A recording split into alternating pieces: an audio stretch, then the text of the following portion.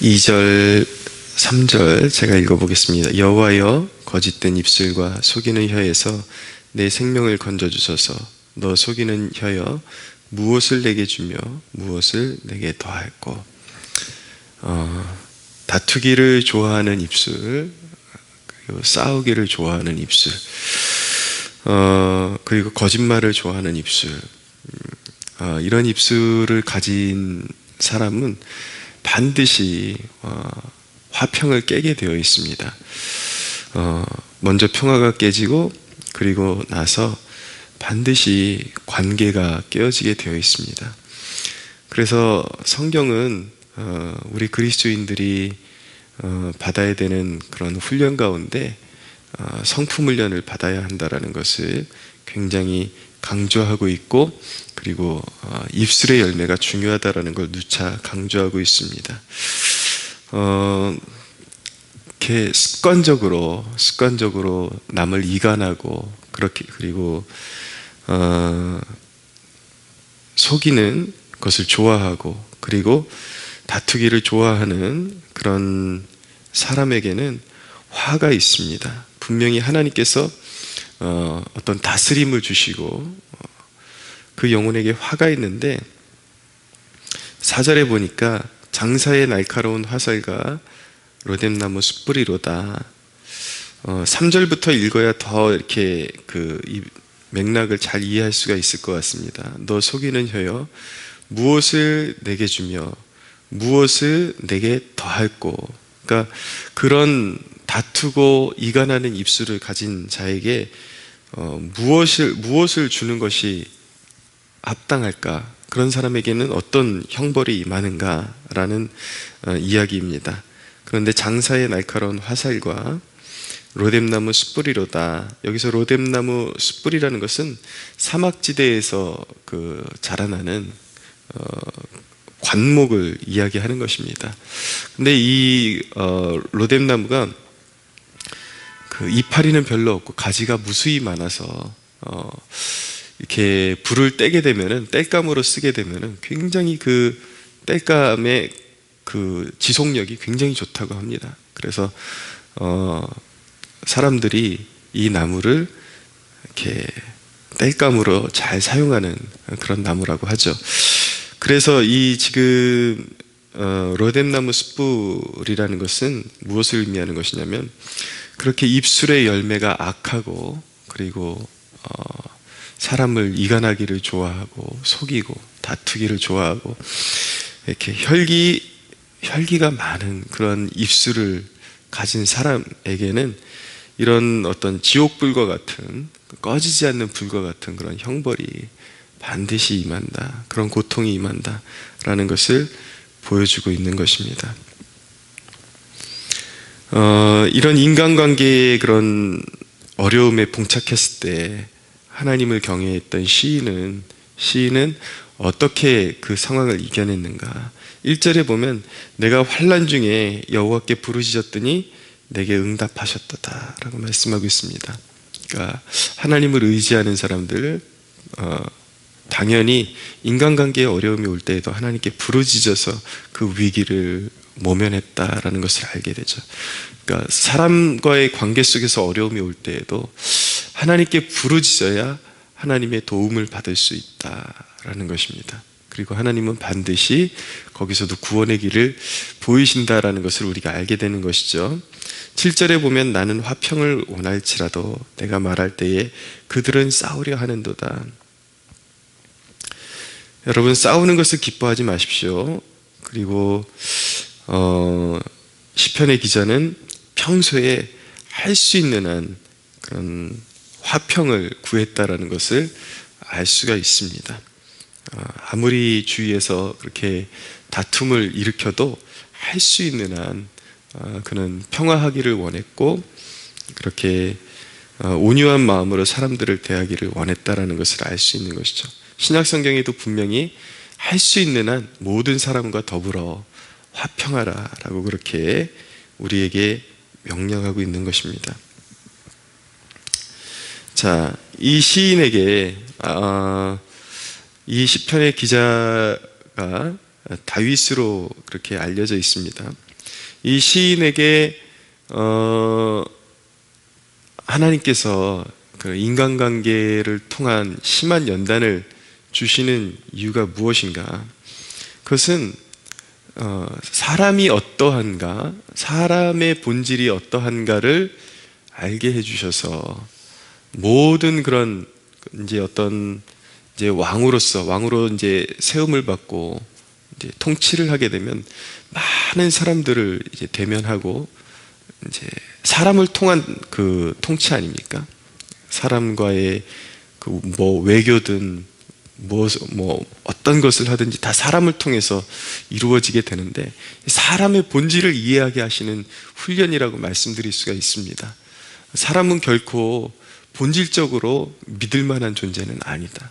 그 사람 속에는 항상 시기와 질투와 이간하는 것이 있기 때문에 사람을 믿고 의지해서는 안 된다라는 것이죠. 그래서 결국 모든 관계 속에서도 사람에게 지나친 그런 어떤 기대를 품지 않고 온전히 하나님만 의지하기 위해서 하나님께서 이런 훈련을 허락하시는 것이죠. 그래서 다윗 같은 경우는 우리가 이 대목이 중요한데, 그래서 모든 사람을 의심하고 모든 사람에 대해서 악감을 가지고 살게 되었는가? 그것이 아니라 다윗은 그 유례 없이 성경에 나오는 어떤 인물보다도 그 품성이 넓은 사람이었습니다. 많은 사람들을 폭넓게 이해하고 있는 그대로 받아주려고 그러고 진심을 받아주려고 그러고 할 수 있는 한 긍휼로 품으려고 했던 사람이 바로 다윗이라는 것이죠. 정말 하나님이 구원하시는 그런 신정 국가의 통치, 이런 것들을 잘 구현하기 위해서는 다윗에게 그런 넓은 마음이 필요했기 때문에 사람을 통해서 그런 험난한 연단도 허락하셨다라는 것입니다. 우리가 알아야 되는 것은 무엇이냐면, 하나님께서 더 귀히 사용하시기 위해서 반드시 필수 코스로 허락하시는 것이 바로 사람을 통한 연단, 사람으로부터 모욕받게 하시고 어려움을 받게 하시고 또 때로는 시기와 질투에 거하게 하시고 모함도 받게 하시고 이런 일들이 있는 것이죠. 그것은 여러분들이 만약에 그런 훈련을 받게 되면은 하나님께서 더 귀한 어떤 그런 장에서 나를 사용하시고자 하시는 하나님의 뜻이 있기 때문에 허락하신 그런 상황이구나, 그렇게 믿으셔도 좋습니다. 그렇게 믿고 넉넉히 그런 상황을 이겨낼 수가 있는 것이죠. 제가 청년 시절에 그런 경험이 있었습니다. 이제 저보다 먼저 신대원을 준비했던 그런 청년부 내에 있는 후배가 있었는데, 같이 청년부 임원단 활동도 하고 그랬던 친구인데 꽤 괜찮은 친구였습니다. 근데 이상하게 그 공동체 같이 임원단으로 있던 일원들이, 그러니까 굉장히 큰 대형 교회였기 때문에 임원단만 해도 그 어지간한 개척교회 그 인원수보다는 더 많을 겁니다. 그런 많은 인원수 틈바구니 속에서 하나님을 섬기는 와중에 이상하게 그 친구에 대한 그 반감이 너무 심한 거예요.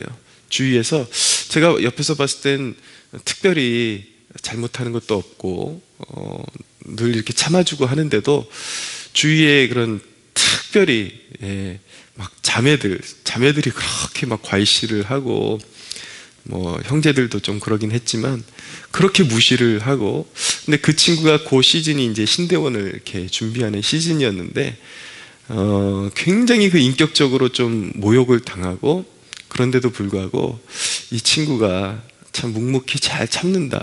내가 옆에서 보니까 어떻게 저렇게 잘 참을까 싶을 정도로 잘 참고 견디는 모습을 보았습니다. 한 가지 말씀드리고 싶은 것은 무엇이냐면, 신앙이 좋은 사람들도 그 입술을 잘못 사용하게 되면 하나님의 하나님께서 사용하고자 하시는 의인을 연단하는 그런 도구로 쓰임 받을 수 있다라는 것. 근데 그것이 반드시 나중에 어떤 열매로 돌아오게 된다는 것을 여러분들이 기억하실 필요가 있습니다. 그래서 사람을 볼 때 함부로 홀대하거나 입을 경망스럽게 돌리거나 그래서는 안 되는 것이죠. 근데 그렇게 한 1년 정도 혹독한 그런 훈련을 받더니 이 친구가 그 신대원 시험에 무난히 합격을 해가지고 하나님 앞에 귀한 그 일꾼으로서 이렇게 세워지는 모습을 보면서 제가 옆에서 생각했던 것이 이것이 바로 그런 훈련이었구나라는 생각이 들더라고요. 저 친구를 이제 교회 사역의 현장에 나가면 별의별 사람들을 다 만나게 되는데 더 귀한 그런 축복의 장에서 많은 사람들을 품고 그렇게 사역할 수 있는 하나님의 사람으로 길러내시는 하나님의 배려였다라는 것을 알게 됩니다. 이후에 이제 저도 그 뒤를 이어가지고 이제 신대원을 준비하는데 희한하게 똑같은 훈련이 오더라고요. 그러면서 제가 그 친구를 떠올리면서 정말 이렇게 잘 참고, 제가 사람을 통해서 훈련받는데 어느 정도까지 훈련이 됐냐면, 물론 이제 사람에 대한 훈련은 평생 이어가는 것이기도 하지만 하나님께서 어떤 특정한 시즌에 더 험난하게 주시는 때가 있거든요. 사람에게 고통을 받으면 정말 속이 썩습니다. 그러니까 그 한 해 동안에 제가 그런 훈련을 받을 때는 한 해 동안에 그런 훈련을 이제 견디고 나니까 속이 타가지고 얼굴 피부색까지 새카맣게 변해가지고 그렇게 얼굴 색까지 완전히 변해가지고 참고 참느라고 그런 적이 있었는데, 왜 하나님께서 그런 혹독한 고통을 주시는가? 그 다음 스텝이 하나님께서 무언가 더 귀한 곳에 이 사람을 두시고 사용하시고자 하시는 하나님의 뜻이 있다라는 것을 여러분들이 알 수 있다면, 하나님은 거저 주시지 않습니다. 무엇이든지 좋은 것도 그렇지만 고통조차도 하나님께서 허락하셔야 그런 고통이 개인에게 임하는 것입니다. 그러므로 여러분들이 사람으로부터 고통받고 연단받을 때에 또 한 가지 기억해야 하는 것은 무엇이냐면, 나는 완전한 것 같지만 완전하지 않습니다. 나 또한 다듬어져야 되고 모난 부분이 있고 결격 사유가 있기 때문에 하나님이 더 좋은 성품으로 빚어주시기 위해서 우리에게 그런 일들을 허락하신다라는 것. 사람에게 고난이 올 때에 너무 그것 때문에 속상해하고 그것 때문에 세상 끝난 것처럼 그렇게 하지 마십시오. 그렇게 하지 마시고 하나님이 여러분들의 삶 가운데 행하실 그런 다음 스텝을 기대하시면서 묵묵히, 그리고 오늘 시편의 기자처럼 내가 환난 중에 여호와께 부르짖었다 라고 고백했던 시편의 기자처럼 그러한 때에도 더욱더 하나님께 가까이 갈 수 있는 기회로 삼고 하나님이 주시는 영적인 평안과 도움으로 말미암아 넉넉히 승리하시는 여러분들 되시기를 예수님의 이름으로 축복합니다.